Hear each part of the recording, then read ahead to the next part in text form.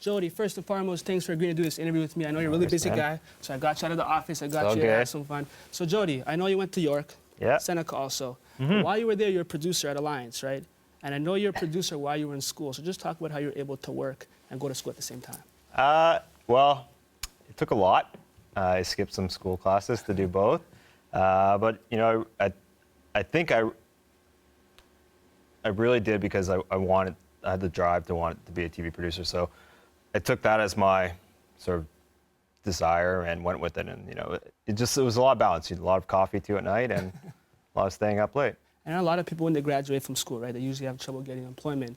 But you were that exception. You were seriously always getting work back to back to back. Yeah. I know right after you graduated, you got a job at Global like a couple years later, right? Yeah, I guess so. What I did was at first I just volunteered a lot. Okay. And people liked that I volunteered, and they gave me different jobs and different opportunities, and they just kept on growing.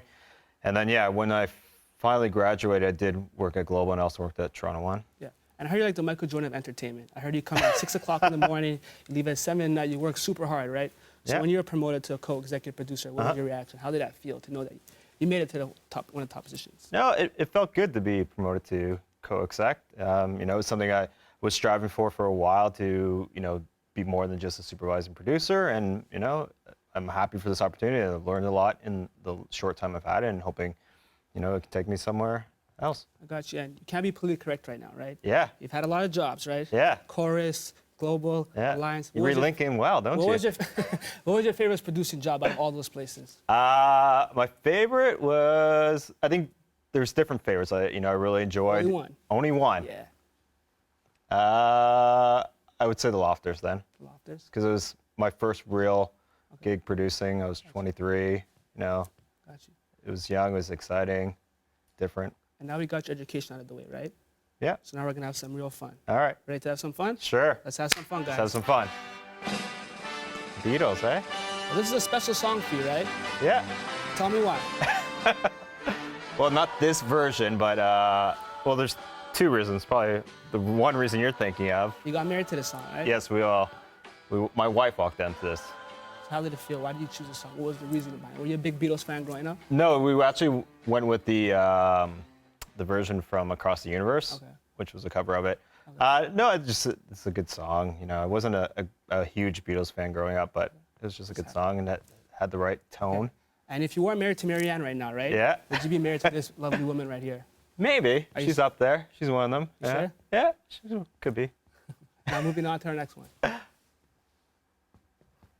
Jodie, Yes. in your house, right? Yes. You have an extra room. I do. We're using it as a closet. That's true. Tell us why. It doesn't make no sense. If you have a room, you got to use it. Why is it a closet? Because in my room, the closet itself is so tiny. Really? Yeah, that I can only fit my clothes in there. So we need another space for my wife to put all her clothes. Makes sense. I would do the same thing. Not quite as nice as that. It would be nice to have gonna more say like that. But Okay, yes. Moving on. Jodie, Yes, your best friend growing up was Derek. that's true. Right? And people thought you guys were a couple. Can you address these rumors? Was this true or not? Were you guys ever a couple? We were never a couple, Okay. but people thought so. Yes, it's true. So just tell that out there right now that you guys were never We were never a couple. beautiful. Jodie, we know you like to drink. We don't like to drink a lot, but you like to have some fun. On a scale of 1 to 10, how inebriated are you in this photo? Probably 8.5, 9. That's not bad. It's Not a weekend, bad, though, right? It wasn't She's a 10, though. really For sure. It wasn't a work day though. It was a weekend, right? It could have been a work day. It was probably at a work party. Okay. Yeah. Makes sense. Yeah. Now moving on. I was to- still in the next day, though. Yeah.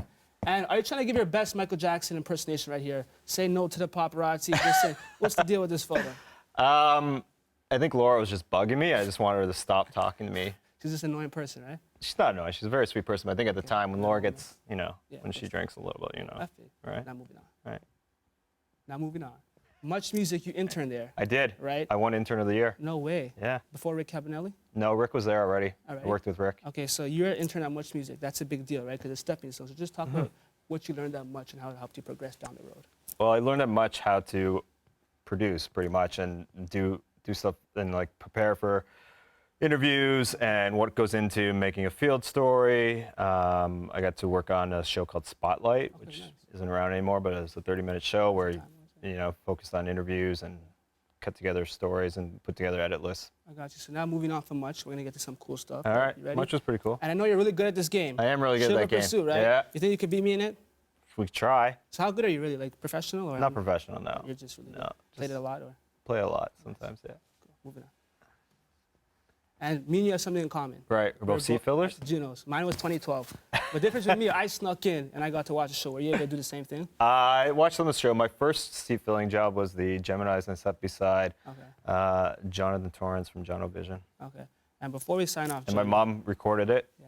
and she thought it was on TV. No way, but you weren't. Oh, well, it kind of was. I was in the seat, right? Did your mom record it when you were on? No, I didn't even tell her. I just had to sneak to audio. I was a little kid at the time. Right. But before we sign off, Jodie, Yeah. you're a very private guy. I am. You have nothing on social media. It's impossible to look you up. No. When are you getting to Twitter? I think that's the $1 million question. When are you getting to Twitter? Well, my friend, I do have a Twitter account. I just don't use it. What's the Twitter? I'm not telling you. Come on, you should have got that. So the only Twitter. So the only thing we can find out Jodie's on LinkedIn, right? I am on LinkedIn, yes. And that's it. No Facebook, no nothing. No Facebook, no. All right. Thank you guys. All right, Pleasure. thank you. Good job. Thank you.